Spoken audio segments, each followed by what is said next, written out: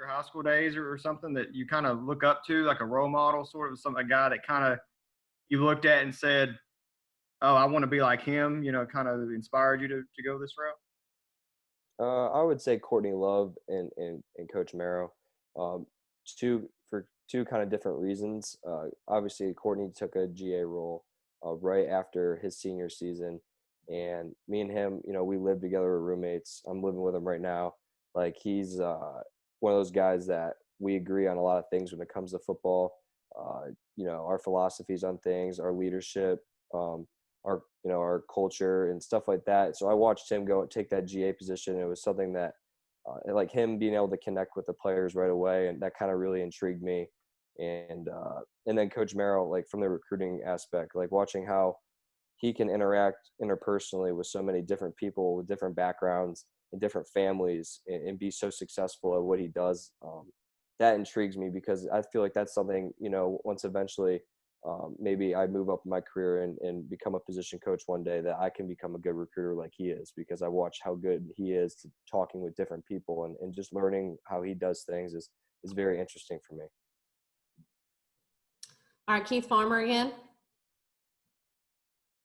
Well, just to follow up on that, what does Coach Marrow do that brings in so many good players to this program? That they've had trouble in the past getting players to come here. What is it? How does he talk to them and get them so excited about the program? Well, I can't talk like Coach Marrow, so I mean, you guys kind of see how he is, but I would just say that he's very good at interacting with people from different backgrounds, everywhere, anyhow. You can get you in Ohio, he can get you in Florida, he can get you in California, Kentucky. It doesn't matter. He does such a good job of connecting with these guys and their families, and selling a vision. And he's very, Coach Marrow is he's an aggressive guy. He'll get in your ear, and he's one of those guys that, if he wants you, he's going to really, really show it. And a lot of guys take interest in that. People want to be wanted, and Coach Marrow does a good job of showing that.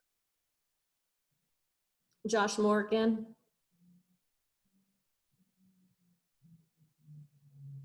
Jay, how do you obviously the COVID has affected your life a lot to this point, and a lot of people's lives around the football team.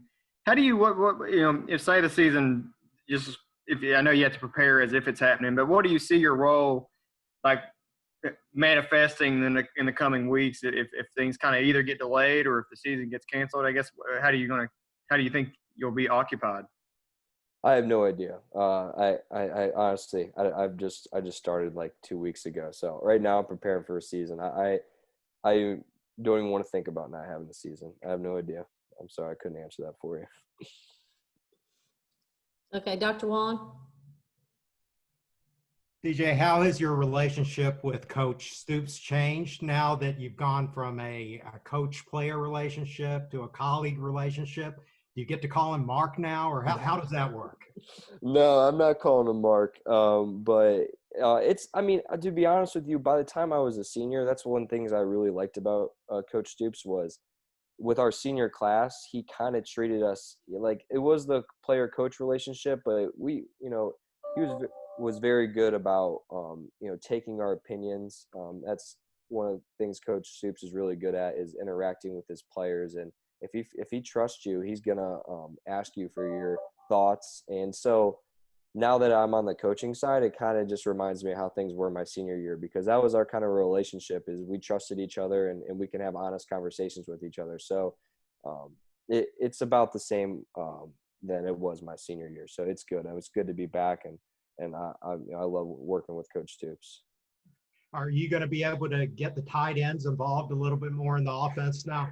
I'm going to trust me. I'm going to say do as much as I can. Okay, let's go, John Hale. Speaking of that, CJ, what do you see from Justin and Keaton and Brendan and those guys that you played with, but now they've had a whole nother year of development? What can they do now? Yeah, I was really impressed. Today was the first time we were able to kind of work with the guys hands on a little bit, just like watching them on the field, and I was really impressed with how how they look physically, coming off the quarantine, and how much they've done a good job of staying in shape, and and so they look ready to go, and I'm excited for them. It's been 2 years since I've played with them. I'm kind of impressed with Niko Janovic as well. He looks very good. He's put on a lot of weight. So that whole room, like we got 4 guys that can start day one, and I'm very impressed with that. Nick Roush. John stole my thunder a little bit, so I'll ask: what are the different kind of things and little wrinkles that an Eddie Grant offense can do out of 12 personnel when you've got such a deep group? Right now? I just think that what we're trying to work at as an offensive staff is to work our run game off our pass game. We've been so successful the last 6 years of running the football, and we're doing our best to realize that we have some really big, strong, powerful tight ends that can make some plays in the passing game, and just using those guys and run sets and playing some play action off of it. And that's some stuff that we've talked about in our meetings, and hopefully we're working on putting that together. So that's the next plan. Okay, Dr. Wong again.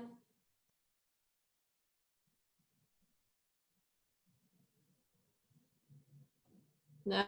It's muted.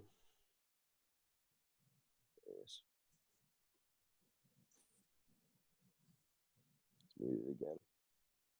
Sucks. Okay. You're muted. There you go. There you go. All right, let me try one more time.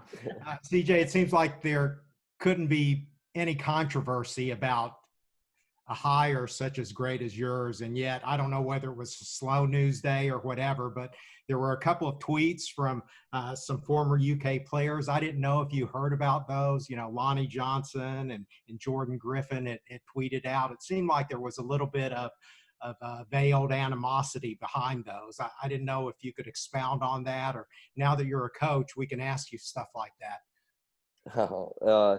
No, there's nothing wrong there with that relationship. Me and Lonnie are really good friends. So me and Jordan Griffin, we had spoken about it, and there's no problems at all. It was a little miscommunication, but other than that, it was no big deal. All right. Anybody else have a question? If not, then we're going to conclude this, and thanks CJ for coming on with us. Good to see you guys. Quit lying. There's a very high potential that I could be picking up some coffee this year. And maybe for me too. Oh yeah, whatever. Stacks. I don't want to hear that. All right. Well, Thanks, CJ. Thanks, I CJ. appreciate it. Thanks.